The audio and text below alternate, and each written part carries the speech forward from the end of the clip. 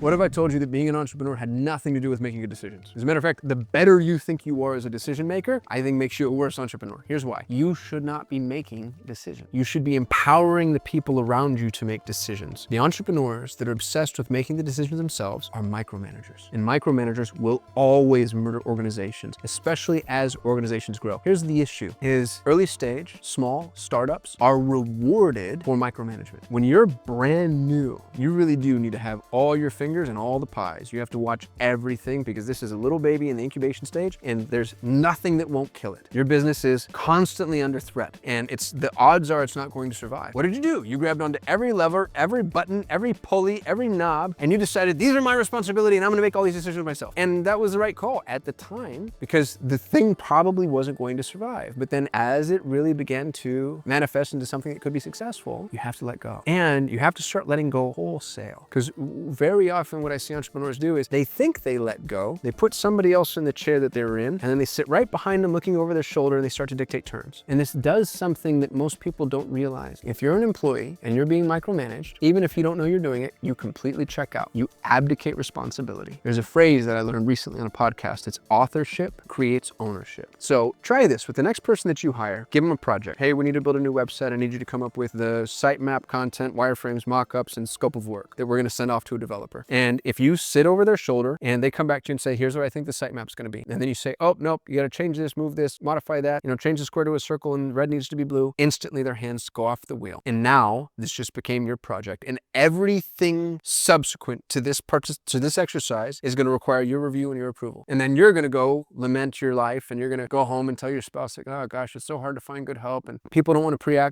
be proactive and they don't want to think for themselves. And that's because they don't, because you've taught them that that's wrong. Because you delegated in theory and then took it back immediately. The way to function in the entrepreneurial environment is to delegate projects, not tasks, and let people complete projects so that they feel like they've achieved some level of ownership, because authorship creates ownership. And by the way, incidentally, when you get all the way to the end of that process, you can say, hey, you know what, just for what it's worth, I think we should change this, modify this, execute on that, etc. You can tweak things through people on a global scale, but don't tweak tasks on an individual scale, because all you're doing is teaching people that you're still in control. You have to abdicate control. You have to let go. And the way to do that is to find people that you really trust. And incidentally, you can start small. Start with tasks that are low risk. And then as you're able to delegate those tasks that are low risk and they come back to you with, successful implementation, then take that person and then delegate projects that are low risk. And then as those projects come back, then you can delegate whole facets of the business. And that's really where you want to be. You want to be where there's a department head for every facet of your business. You want to be able to know it's always Dan Sullivan's who, not how. If you're figuring out how, you're doing it wrong. If there's a problem, who's going to address it? If there's an issue that needs to be addressed, who's going to take care of it? If there's something that you decide needs to be done, who are you going to delegate it to? If you're doing any job inside of your business, you're doing it wrong. You're micromanaging. You have to be able to function through people, because that's the only way that your business is going to grow. Imagine that your business is a balloon and you put all these little dots on the balloon. Those dots represent people. Well, right now with this little teeny tiny balloon, you can manage all of the people on that little balloon. Begin to inflate the balloon. And as it gets bigger and bigger and bigger and the dots get further and further apart, if you sit there trying to coordinate and triangulate and communicate and make all of these decisions, you're either going to lose the ability to do that, or you're going to stop the balloon from getting bigger, right? Like, we need to let our businesses grow and we need to let them grow organically. And the way to encourage that growth is to start putting people in charge of their facets of the business. And it's not about managing their decisions. It's about managing them. What's the mission? What's the vision? What's the value? What's the goal? What's the purpose? That's why they call you visionary. You're the entrepreneur. You're the visionary. Stop being a decision maker. Stop holding on to all the knobs and all the buttons and all the wheels. Stop changing what people do. If it's subjective, that's the rule. If it's objectively wrong, coach them and tell them why it's objectively wrong. If there's anything subjective in your business that an employee has made a decision on, go with it. Go with it. Let them own it, because that ownership will last forever. I've had employees that, I swear to God, this is true. I've had employees that have left the organization, but have come back in to check on projects that they fostered, because it meant so much to them. I had a young man in particular, his name was Steven. He helped me build my Montessori agency. And after he left,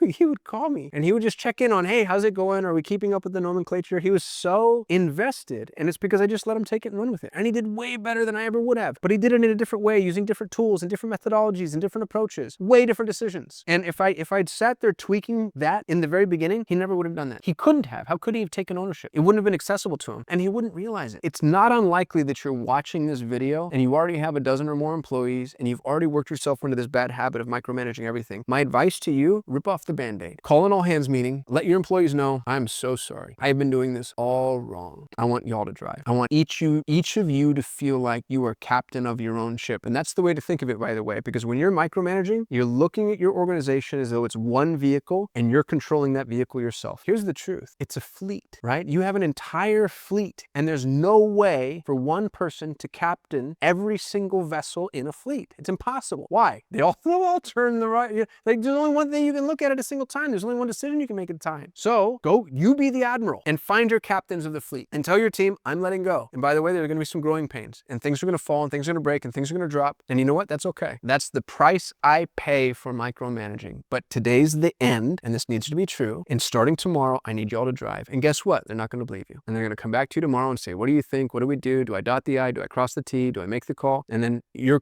question back to them is Socratic. What would you do? What would you do if I wasn't here? What would you do if you owned the company? And generally speaking, by the way, their opinion, their decision on the matter is the right one, even if you disagree. And if you disagree, make sure that it's from a philosophical perspective and a 50,000-foot view, not from a subjective perspective. Because if we're talking about a logo and they want light green and you want dark green, default to their better judgment. These are the people whose feet are on the street. Stop letting your ego get in the way. Stop trying to captain every single individual vessel that you have in your organization. If that type of thing is important to you, then you have brand guidelines, right? And you hand them the global brand guidelines. You hand them the mission, vision, values. Everything needs to be from the admiral's perspective. You'll never see an admiral hop on a dinghy and start explaining to the captain how it is that he's going to polish the hooks, right? Like, that's just not going to happen. You offer the global ethos, and then you manage your fleet. And as your organization grows, by the way, you may find yourself in a position where you actually need to be chief of whatever, and there's multiple admirals. This is the way that you grow businesses. This is the way that you can have multiple businesses at a single time, but you have to function through people. Micromanagement, it's death in a handbasket. It's guaranteed atrophy. You're also going to completely deflate all of your A players if you have any left. So I hope this wasn't too aggressive. I'd love to know if you disagree. Feel free to hit me in the comments. Otherwise, I'll see you in the next video.